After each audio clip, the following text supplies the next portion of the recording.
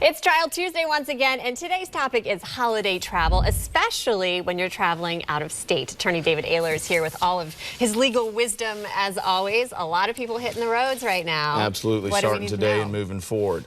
First of all, you want to make sure that you have all your proper paperwork in your vehicle. Really? Simply because a lot of times you'd be surprised how many people end up in roadblock checks. Also, you know, incidents that may occur. You get pulled over for speeding, and then they realize they don't have their insurance, they don't have their registration. And it's particularly dicey if you're outside the state and you're not doing that. So you want to make sure you're ready to go. Little things that you'll see on websites like AAA advisory and things like that related to your tire checks, oil change. People sometimes forget that they may drive short distances on a regular basis, but not a long distance to grandma's house for Thanksgiving. But what we often see is because of so many vehicles on the road is a lot of accidents. These usually happen for a couple different reasons. One, the amount of traffic, of course, and two, people's unfamiliarity with where they're going.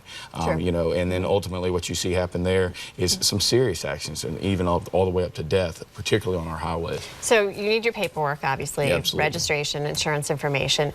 God forbid, should you get in an accident and you're out of state. So, you know, what do you, whether or not you're taken for treatment or not, should you call an attorney right away? Like, what are the steps when you're not nearby home? Well, the first thing you want to do is you want to make sure you call the police. You'd be surprised. I just had a call come into my office again the other day where they did not call the police. You want to call the police regardless. Always call them. No matter how nice the other person is that hit you, and they show you their insurance and so on and so forth. You want to make sure you get that report. Definitely if you're out of state. And then beyond that, a lot of people call our office confused what they should do because they're like, hey, this accident happened in another state. One, you may have an attorney that can help you in your local area, and even if he or she can't, they definitely can help you find someone that can if you need an attorney some other state. You know, they're going to maybe know one personally, refer you to the bar, be able to help you out. But just because it didn't happen in your own state doesn't mean that you can't go forward with a case. All right, let's talk about speeding. I speak from personal experience. Different speed traps in different states where it can cost you an arm and a leg. Right. I mean, obviously follow the speed limit, but should that happen, I know some places it's just like if you're a little bit over, they're waiting for you. Do you have to use an attorney in that state, or can someone call you? Well, it really depends. You may have an attorney here locally that can help you if they practice in that state. They may can just make a call for you, even if they're not trying to represent you, just see what the information is. But most likely, if you have a ticket that's a little bit high, and a lot of them usually are, particularly around the holidays, you should get an attorney there locally.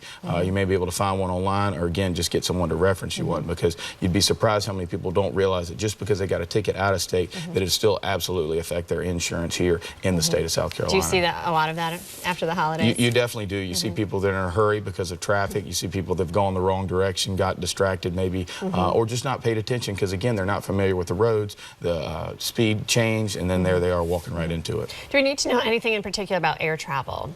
You know, obviously the thing with air travel, a lot of people that don't travel very often in airlines are not used to it, and sometimes still make some really crucial errors related to, of course, bringing weapons, knowing what you can bring. Everything is listed online, no matter where you go, to understand exactly what you do need to bring and what you can't bring. It's worth taking 5 minutes if you don't travel on a regular basis in the airlines. And it's worth being a little calmer and understanding that the whole process. No jokes, you know, or at least no jokes related to any type of, you know, violence or anything like that. Because you'd be surprised how many people kind of make those jokes when they're getting checked or that sort of thing. And it's not funny to the folks at the airlines. And then they get pulled aside, and you might get a phone call later on. And you may miss that flight. Okay, so be smart about it as you travel, whether by car or by plane this holiday season. Happy Thanksgiving to you as well. Happy to everybody. Thanks for being here. Trial Tuesday with attorney David Aylor, and we've got much more on Low Country Live in just a moment.